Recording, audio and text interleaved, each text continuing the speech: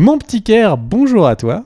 Salut. On se retrouve pour la review de l'attaque des clones. On précise que cette vidéo est enregistrée en live et qu'il fallait activer sa cloche pour pouvoir le voir si vous étiez abonné.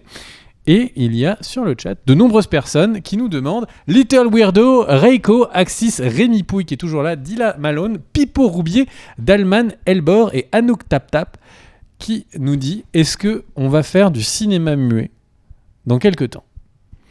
Franchement, avec les petits problèmes techniques des derniers lives, je ne sais pas si c'est pas quelque chose qui est à notre portée. Mon petit Caire, qu'est-ce que tu as pensé de l'attaque des clones? Alors, film de 2002, film réalisé par George Lucas, et je vais recontextualiser dans la vidéo. Donc déjà, c'est une critique rétro, on avait fait plusieurs sur la chaîne, et dans la critique rétro de La Menace Fantôme qu'on avait fait avec Atomium et que vous pourrez retrouver sur la chaîne aussi, on avait un petit peu raconté où on était quand on l'avait fait. Alors, c'est pas le but, quand on l'a vu, je veux dire, c'est pas le but. Donc moi, je dis juste, je l'avais vu au Picardie, c'est au pas Gaumont le but, mais tu nous le dis, bon, je rate. Tu vois, oui, bah oui, je l'ai dit. Et je l'avais vu avec des fans en avant-première. Le problème, c'est que avant, il y avait eu l'attaque des clones, l'attaque des clones, la menace fantôme, qui devait être mon Star Wars, tu vois, de ma génération, parce que moi, j'avais pas eu c'était la génération d'avant qui avait pu profiter de la naissance de Star Wars. Et puis, j'avais senti, moi, gamin, toute la folie Star Wars lors de la réédition avec images ajoutées. De la trilogie initiale, c'était en 96, 97, peut-être 98, je ne sais plus. Et fin 99, on a donc La Menace Fantôme. Bon, ça casse un peu le délire, même si le film n'est pas mauvais. En tout cas, c'est pas le film que j'espérais de notre génération. Enfin, à l'époque, j'en étais pas conscient, mais moi, je voulais un Star Wars et puis je voulais en prendre plein la tronche. Tu voulais rêver. Et au final, ça n'est pas arrivé. Donc, l'attaque des clones est arrivée. Il y avait déjà eu les dégâts de l'attaque de La Menace Fantôme. Mais surtout, le film sort à l'été 2002, et là, pour moi, tout a changé. C'est-à-dire que ce Star Wars-là, je ne l'attendais plus du tout, non pas parce que le 1 m'avait déçu, mais parce que, entre-temps, il était arrivé d'autres choses qui avaient pour moi tout changé. C'est quoi ? Eh bien, c'est que 6 mois avant, il y a la sortie du premier Harry Potter, et surtout, il y a la sortie du premier Le Seigneur des Anneaux. Et là, on a eu surtout avec Le Seigneur des Anneaux, une aventure. Si vous aviez pas lu les livres, c'était une aventure complètement nouvelle, extrêmement impressionnante, très spectaculaire. Voilà, et ce Star Wars-là avait du mal à me raccrocher au wagon. Je l'ai vu. J'étais avec des fans qui, globalement, avaient été déçus de La Menace Fantôme. J'ai vu en avant-première, donc il n'y avait que des fans. Alors qu'on remercie Jaobelina. Tu as un nom imprononçable, mais merci à toi sur le chat. Raja. Merci à toi, même si c'est du blanchiment d'argent. Nous te remercions. Donc, on avait eu 2 grandes fresques de 2 licences qui arrivaient dans le cinéma et qui ont profondément marqué le cinéma de cette période. C'est donc Harry Potter et Le Seigneur des Anneaux. Et moi, là, je vois ce film en avant-première avec des fans. Et il y a des scènes qui me marquent, il y a des scènes qui me bloquent. Naboo, Anakin, Padmé dans l'herbe. Pas possible. La chute de Padmé en vaisseau dans le sable. Pas possible. Et je suis sorti du truc en me disant c'était gentil, mais c'était pas un bon Star Wars. Et pour préparer cette vidéo, j'ai donc revu Star Wars épisode 2, l'attaque des clones. Et en fait, je l'ai revu longtemps après, et je l'avais déjà revu, mais là, je l'ai vraiment revu en me posant, en analysant le truc et tout. Bah en fait, je me suis rendu compte que je n'avais jamais vu l'attaque des clones. Car l'attaque des clones n'est pas un mauvais Star Wars, c'est peut-être un des meilleurs. Pour moi, c'est peut-être un des meilleurs, et c'est là où George Lucas a vraiment réussi son coup, c'est qu'aux commandes de cette prélogie, il a fait 3 films complètement différents. L'attaque des clones, c'est une enquête policière sur la moitié du film. C'est-à-dire qu'on a Obi-Wan et Anakin qui enquêtent sur qui veut assassiner Padmé. On a l'enquête sur pourquoi est-ce que la planète a disparu. Puis ensuite, quelle est cette armée des clones, qui est ce fameux maître Sifo-Dyas qui a, c'est ça le nom, qui a commandé l'armée des clones. C'est quelque chose qu'on n'avait jamais vu dans Star Wars, ce côté enquête. On avait l'impression de retrouver un peu un duo de flics un peu à l'arme fatale avec Obi-Wan et Anakin. Ils se taquinent, ils enquêtent, ils sont... Enfin voilà, il y a de l'humour et tout. Et c'est étonnant de voir ça dans ce Star Wars-là. Et moi, cet aspect-là, je ne l'avais pas vu. Et il y avait les scènes qui m'ont bloqué, mais vraiment bloqué. Je l'avais revu quelques années et j'avais dit que la scène de l'arène avait extrêmement mal vieilli. J'avais dû me cogner la tête contre une porte avant de le voir, parce qu'en fait, la scène a vieilli, mais c'est pas non plus catastrophique. Et surtout, les deux scènes qui m'avaient complètement bloqué, c'est la scène des roulades dans l'herbe sur Naboo, entre Padmé et Anakin. C'est vrai qu'elle est un peu pas à sa place, cette scène-là, mais dans mon esprit, elle était beaucoup plus longue qu'elle ne l'est. Et, en fait, dans le film, le film est vraiment plaisant. Si tu laisses tes a priori, si tout ça de côté, tu regardes le film pour ce qu'il est, c'est un film qui est agréable, et cette scène-là, elle est un peu dérangeante, mais tu l'oublies tout de suite parce qu'elle est très courte. Et alors, le pire, c'est le souvenir que j'avais de la scène de Padmé qui tombe du vaisseau.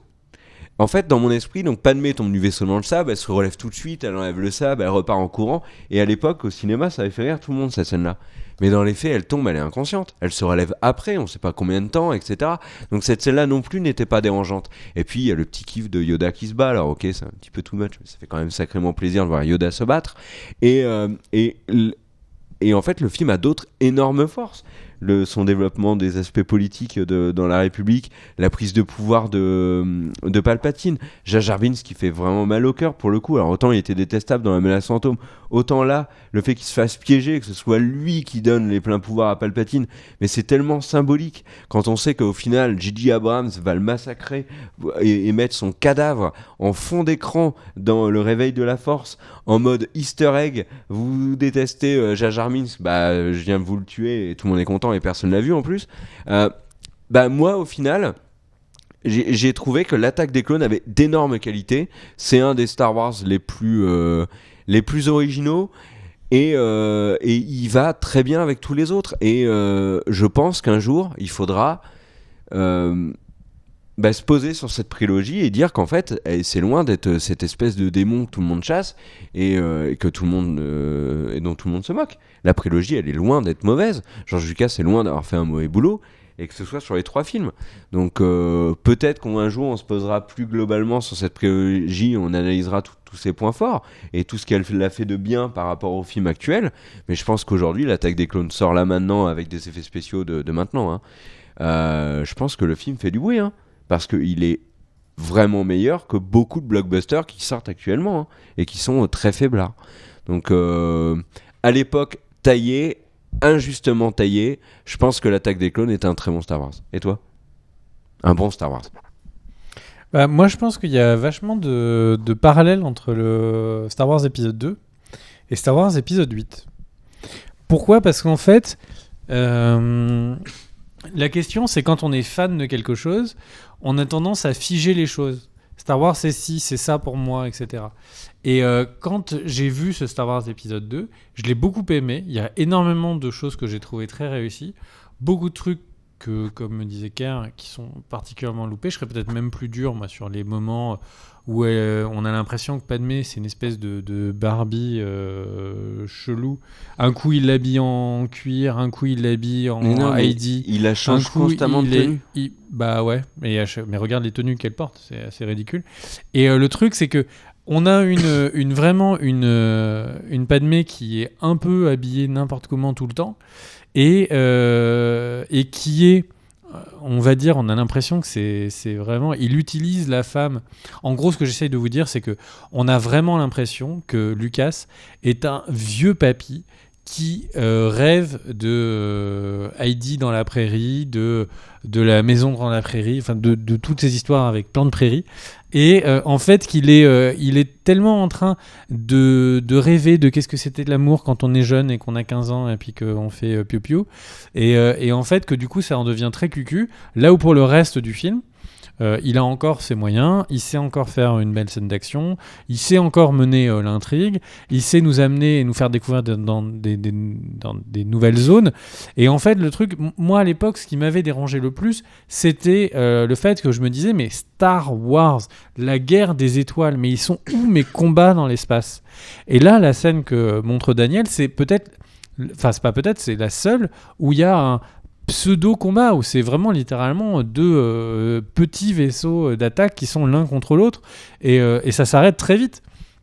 Donc on avait ce que moi je pensais être Star Wars, que je ne retrouvais pas dans ces films. Et du coup, j'en étais très déçu, mais je n'arrêtais pas de regarder L'Attaque des clones. J'ai dû le voir au moins une quinzaine de fois, parce que du coup, eh bien, c'était ce qu'il y avait de mieux en termes de space opéra qu'on avait. C'était quoi les films à l'époque vraiment de qualité où il y avait un univers comme ça? C'est quoi le film où on allait à la recherche de Sifo Dyas, où on allait à Camino, qui était en fait la planète des cloneurs, et on avait énormément de trucs parfois très poussés de science-fiction, mais qui étaient accessibles pour tout public. C'est vraiment quelque chose que ce Star Wars a amené et qu'on n'a pas eu. Enfin, en fait, regardez, Star Wars, on en a parlé un petit peu quand on faisait les reviews de Star Trek. Star Wars, là, on a les intelligences artificielles, on a les clones, on a carrément une guerre de clones, on a modification génétique, on a plein des thématiques de science-fiction, mais qui sont romancées, et on a à côté de ça le côté épique des histoires de chevalerie moderne.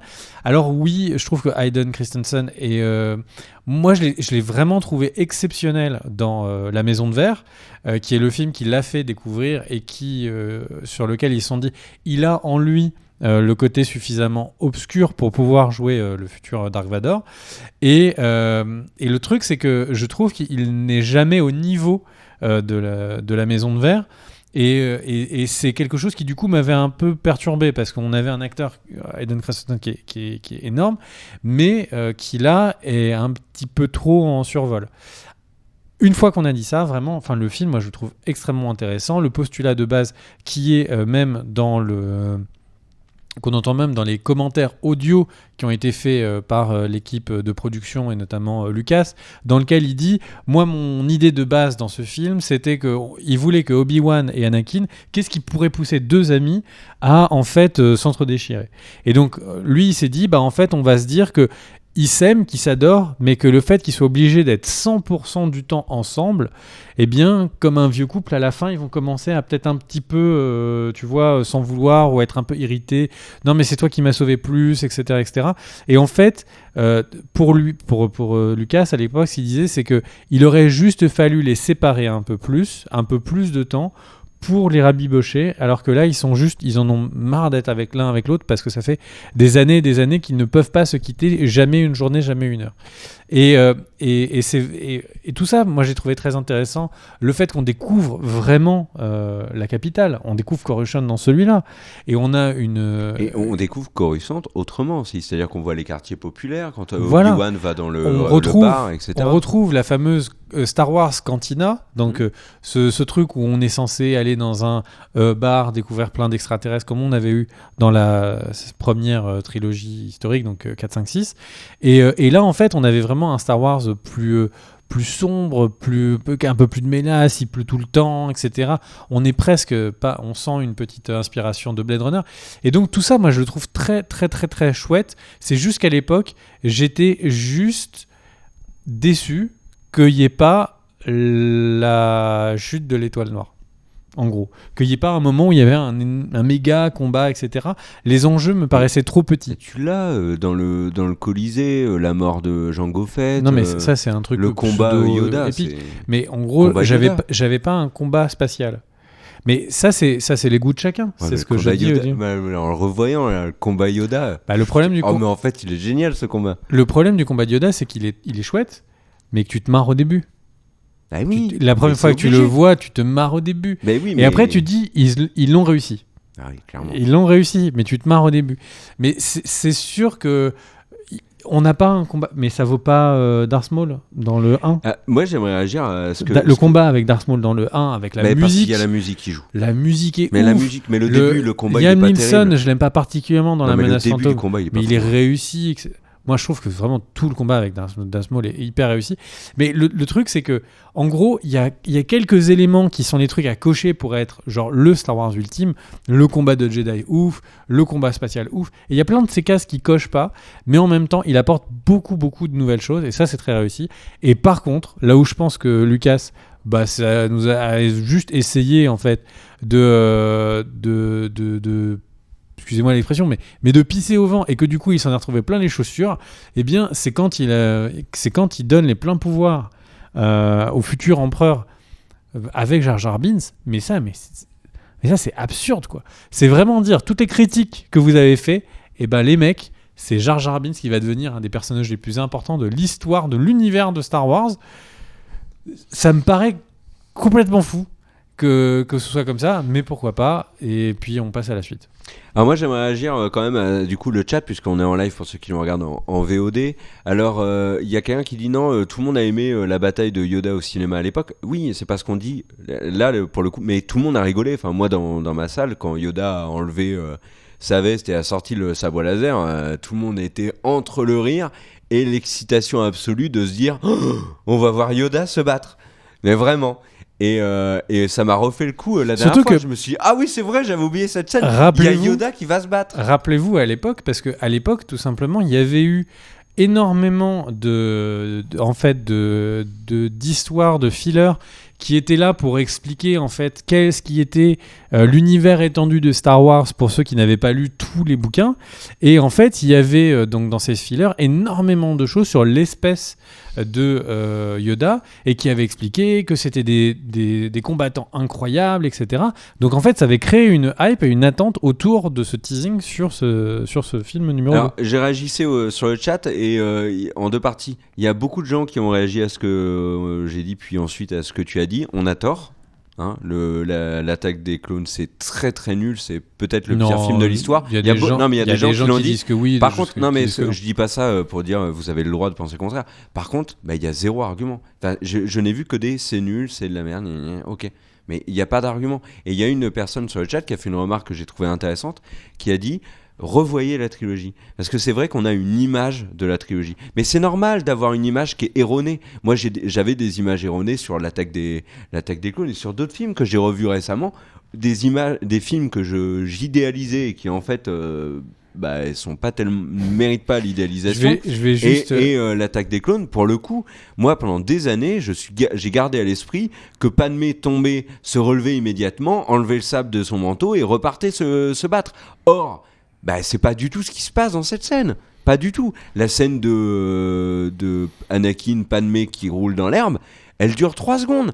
Donc, c'est pas ça qui tue un film. Non. La scène de Padmé, quand on dit il se roule dans l'herbe et tout, et c'est un peu ridicule, c'est pas que la scène de Padmé et Anakin qui se roulent dans l'herbe. Mais c'est quoi, c'est la scène de Anakin et Padmé qui se roulent dans l'herbe, et toute cette scène toutes les scènes où ils sont tous les deux sur Naboo, et ils regardent un peu le lac, et puis ensuite il est tout seul comme ça en disant oh, je fais des cauchemars et tout, avec son truc ouvert, on a l'impression qu'elle va lui déchirer ses vêtements. Ensuite ils sont le soir au coin du feu, elle est habillée tout en cuir chelou. Et là, ils se disent mais c'est un flirt. Je crois que mes sentiments. Mais franchement. Mais c'est un flirt entre Harley Caravis était mieux géré en termes de sentiments d'ado. Franchement. Vraiment. Je trouve que c'est assez moche. On va juste réagir sur le chat. Il y a Intervirtuel qui nous dit la CGI, c'était trop nul. J'aurais préféré voir un vrai nain avec la tête de Yoda en train de faire des accros.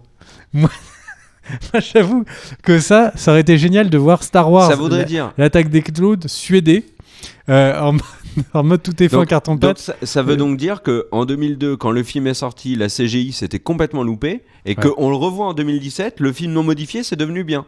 Par magie, etc. Parce que là, c'est aujourd'hui... bien pour toi. Mais non, mais là, tous, allez sur YouTube, faites Battle Yoda et dites-moi si la CGI a été tellement raté que on aurait mis un nain à la place qui fait des pirouettes. Mais d'accord. Mais je comprends bien. Moi j'ai compris ta vanne, elle était marrante. Mais elle est rigolote, d'accord. Mais toutes les critiques sur la prélogie, comme sur beaucoup de films, se basent sur des a priori ou des souvenirs qui sont faussés. Là, je l'ai revu il y a très peu de temps. Le film n'est pas le monopole du revisionnage. Je l'ai revu aussi.